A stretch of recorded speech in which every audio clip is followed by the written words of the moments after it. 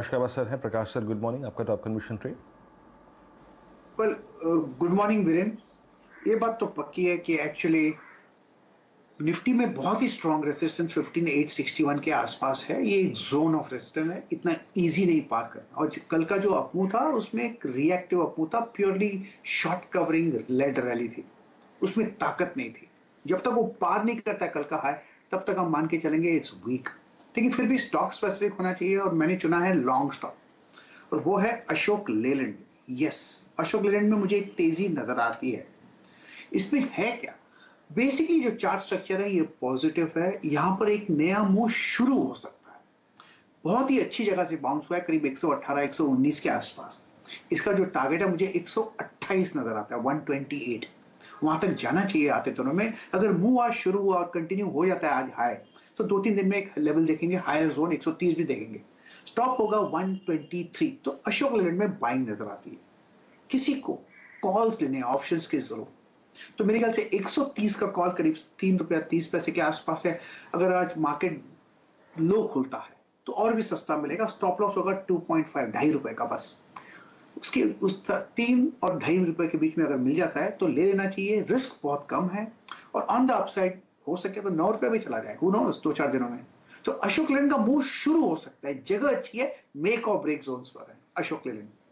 आपके सामने लगभग 3 हफ्ते की बिकवाली के बाद आपने कल एक बहुत शानदार हरा निशान आते हुए देखा अशोक लेलैंड पर, और इस मोमेंटम को गाबा साहब चेस करते हुए दिख रहे हैं। जोड़ते हैं रचना जी को। रचना जी, शुभ प्रभात आपको। बताइए, कहाँ पर आपका निशाना है आज, कौन सा सेक्टर आपने चूज़ किया है और किस स्टॉक फ्यूचर पर आप तेज़ी की आशा रख रही हैं? Good morning.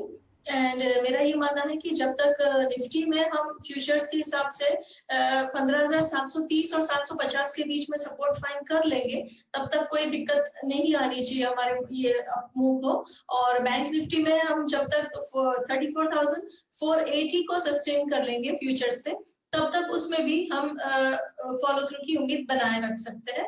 और ये ही पॉजिटिविटी को नजर में रखते हुए मेरा जो कल मैंने कुछ नाम दिए थे उसमें से एक नाम आज मैं रिपीट करूंगी, which is Tata Motors.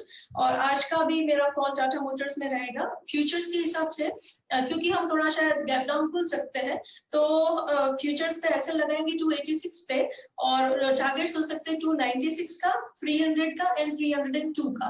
And these are for intraday kind of levels. अगर मल्टी डे की बात होती है तो 305 और 312-13 तक भी ये स्टॉक जा सकता है। अगर किसी ने कॉल के जरिए काम करना है तो 300 का कॉल बाय कर सकते हैं, जो कि ₹10 के करीब है, और उसमें ऐसे लगा सकते हैं हम 8 पे, और टारगेट हो सकते हैं 12, 14 एंड 16।